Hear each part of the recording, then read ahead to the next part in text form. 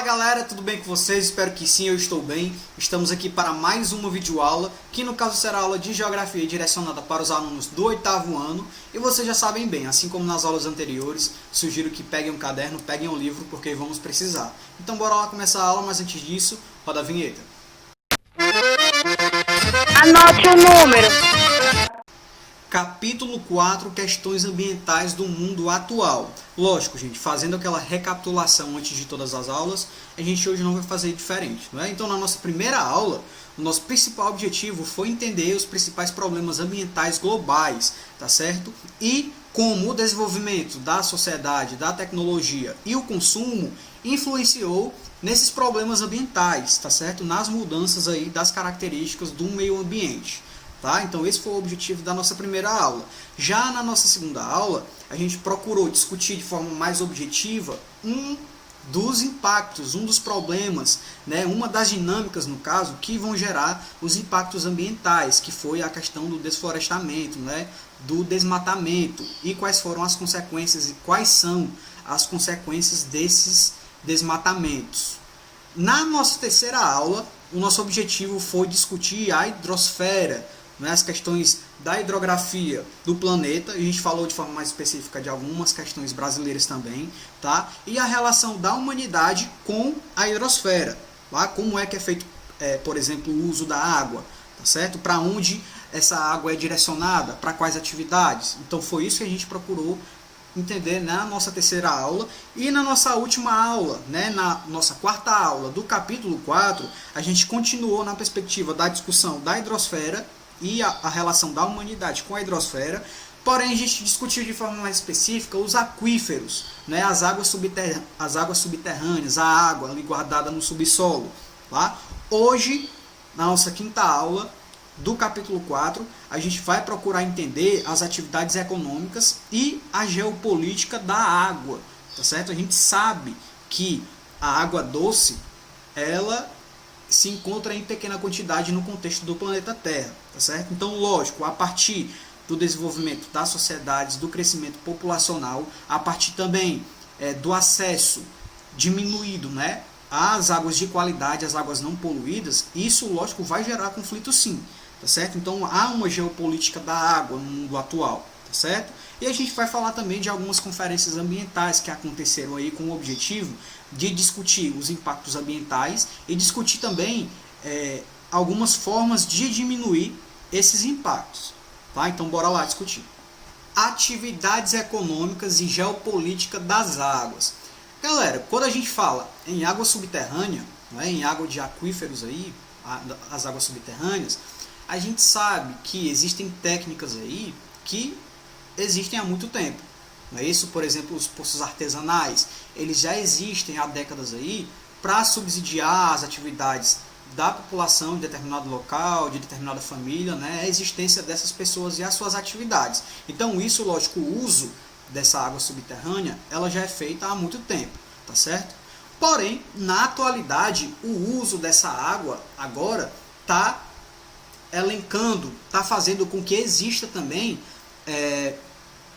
discussões econômicas e geopolíticas, tá certo? O que é que está acontecendo na atualidade? Com o desenvolvimento da industrialização, com o desenvolvimento da agropecuária, lógico, a demanda por água, né, dos subsolos, a água doce, ela vai ser maior, tá certo? Então a demanda por água hoje em dia, né, por causa da agropecuária, da indústria, é bem maior.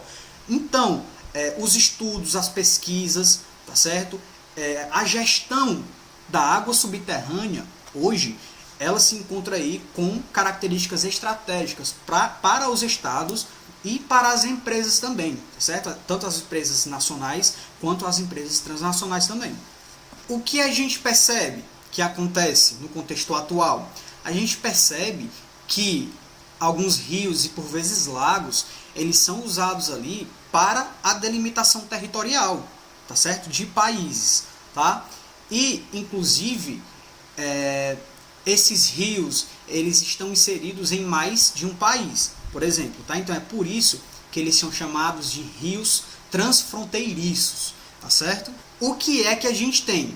Essas águas subterrâneas E essas bacias hidrográficas na superfície, eles não correspondem às áreas de fronteiras, tá certo? Dos países. Então, esses recursos, galera, eles começam a se tornar recursos de interesse político, né, internacional, tá certo? Lógico que a gente sabe é que o uso dessa água, né, para diversos fins podem mudar a qualidade da água e podem mudar, de certa forma, a quantidade, né, a disponibilidade dessa água, tá certo? Por exemplo, a estruturação de barragens, tá? O direcionamento da água para atividades econômicas, como, por exemplo, para atividades agrícolas, tá certo? Podem causar impacto, sim. Agora, para a gente praticar, galera, sugiro que a gente resolva uma questãozinha, tá? Então, bora lá para a página 416 para a gente resolver a 16ª questão, em que a gente vai usar algumas imagens, tá? 16ª questão, página 416. Bora lá, ó. As imagens a seguir mostram diferentes formas de utilização das águas. Identifique-as e responda às questões a elas relacionadas. No item, na figura A, no caso, né, mostra um rio no Canadá. No item B, mostra também o rio Nilo ali no Egito. No item C, um rio, né, lá nos Estados Unidos. E o item D, o rio Níger, certo? Então, o que é que a 16ª questão pede a partir da análise dessas imagens aí, ó? Reconheça nas imagens e liste a seguir as atividades econômicas que se utilizam dos recursos hídricos representados. Então, galera, quando a gente olha aí, por exemplo, para o item A, né, o rio Ontário, aí no Canadá, a gente percebe que esse rio está sendo direcionado para qual finalidade? Para o transporte fluvial. Não é isso, gente? No caso, hidrovias, não é? Uma via a partir de um recurso hídrico, tá certo? Então, coloque aí, ó, imagem A, transporte fluvial em hidrovias, tá? A imagem do item B, lá no rio Nilo, a gente percebe que está sendo direcionada, né, o uso da água ali está sendo direcionado para a agricultura irrigada, não é? A irrigação, tá? Então coloquei aí item B, ó, né, imagem B no caso, agricultura irrigada. Analisando o item C, o rio Colorado, lá nos Estados Unidos, a gente percebe, né, que está sendo usado aí para geração de energia, tá? No caso, energia hidráulica, né? Então coloquei aí imagem C, ó, geração de energia hidráulica. E o item D, gente, a gente está vendo aí que está sendo utilizado, né? A água está sendo utilizada para atividade pesqueira, não é? Então coloquei aí, ó, imagem D, atividade pesqueira. Pronto, caso vocês não tenham acompanhado, vocês voltem no vídeo, tá? Galera, o que é que a gente tem a partir, principalmente, né, ali da segunda metade do século XX? A gente teve, né, um crescimento aí no processo de urbanização, tá? Além disso, no processo de industrialização, e aliado a isso, a gente teve também um crescimento populacional, tá certo? Então essas dinâmicas, né, essas dinâmicas gerou em uma parte da comunidade uma grande preocupação, tá? Então essa preocupação surgiu principalmente por parte dos ambientalistas, tá certo? As preocupações principais foram a partir de como aquela água estava sendo utilizada, tá certo? De como aquela água, né, as águas ali, a natureza de forma geral, o meio ambiente no caso, estava sendo atingida diante dessas atividades industriais, tá certo? Das atividades agrícolas, da urbanização, tá? Então começou aí a surgir uma preocupação ambiental.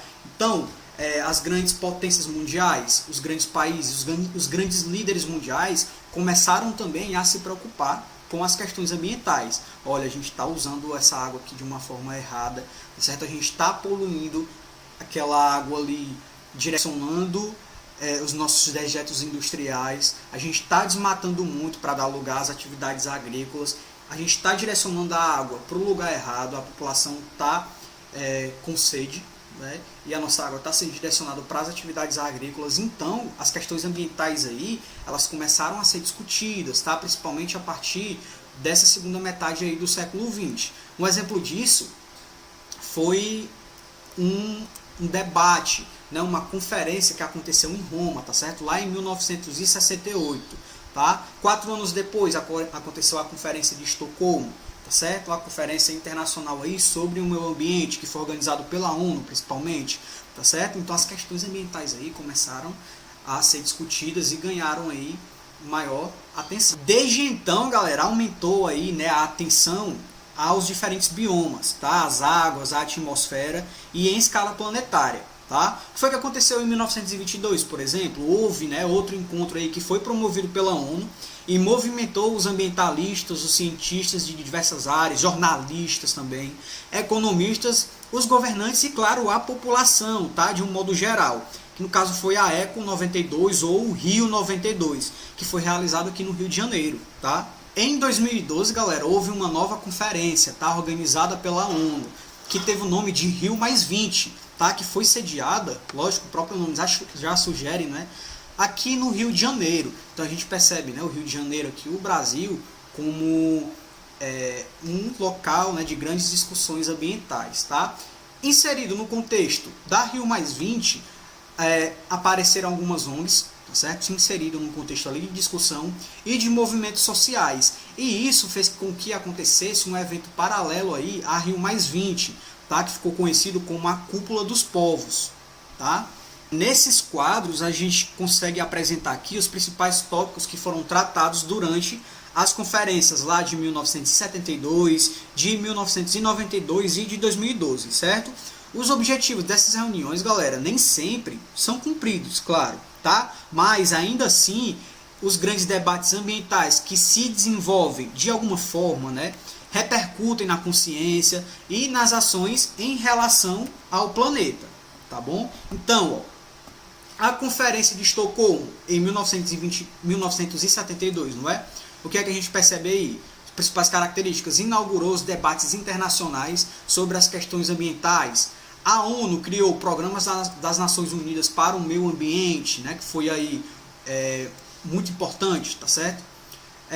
Na declaração da Conferência das Nações Unidas sobre o meio ambiente humano, foram destacados aí preocupações em relação ao aumento da população, né, aumento da poluição no planeta e com as diferenças entre os países desenvolvidos e os subdesenvolvidos, né, em desenvolvimento no caso, quanto à qualidade social e ambiental para as populações. Além disso, outro tópico, né, que foi discutido, o crescimento populacional, principalmente nesses países menos desenvolvidos, foi apontado sim como uma das causas para a degradação dos recursos naturais da Terra. E isso tudo aqui, esses tópicos elencados agora, foram discutidos aí na Conferência de Estocolmo, em 1972, que está aparecendo na tela de vocês. A outra conferência, no caso a Rio 92, né, ou a Eco 92, que aconteceu em 1992, quais foram os principais tópicos que a gente pode elencar? Deslocou a atenção em relação às questões ambientais do aumento populacional para os padrões de consumo e desenvolvimento econômico mundial. Tá? Então isso ampliou a responsabilidade dos principais problemas ambientais para os países mais ricos. Lógico, a procura do desenvolvimento é maior, tá certo? E a procura de manter o desenvolvimento também é grande. Então, os países aí mais ricos precisam ter maior consciência e precisam ter maior cuidado com o uso dos recursos naturais, tá certo? Além disso, eles têm mais condições de preservar, tá?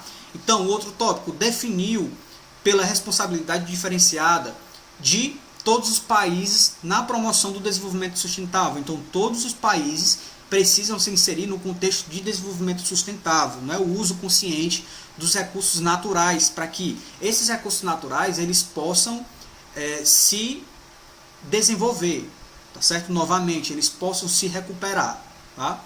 Outro tópico, estabeleceu a Agenda 21, que foi uma carta de intenções que alia conservação ambiental à justiça social, tá? Então a Agenda 21 aí foi um acontecimento importante no contexto da Rio 92, da Eco 92, tá? Além disso, a participação das ONGs em evento paralelo, né, o Fórum Global, contribuiu para a elaboração da Carta da Terra, cuja versão final ocorreu, né, foi estruturado em 2000, certo? E além disso, a Eco 92 promoveu também alguns debates sobre as mudanças climáticas e, lógico, culminaram no Protocolo de Kyoto em 1997, um acontecimento importante também. E a Rio+20, né, gente, que aconteceu agora em 2012. O que foi que aconteceu? Houve uma expressiva participação de delegações internacionais, tá, e mobilização da sociedade civil também. O critério de desenvolvimento sustentável, né, passou a se basear em 3 pilares, no caso, econômico, social e ambiental, ou seja, características, né, aí das atividades do desenvolvimento sustentável, os pilares principais, economia, sociedade e ambiente, tá certo? Precisam estar aí andando juntos, tá? Por hoje é isso, galera, eu espero que vocês tenham entendido, tá? Caso não tenham entendido, vocês já sabem, podem entrar em contato comigo pelas redes sociais, podem tirar as dúvidas também pelo Google Meet, a nossa ferramenta online, tá? Então continue estudando, até a próxima e valeu!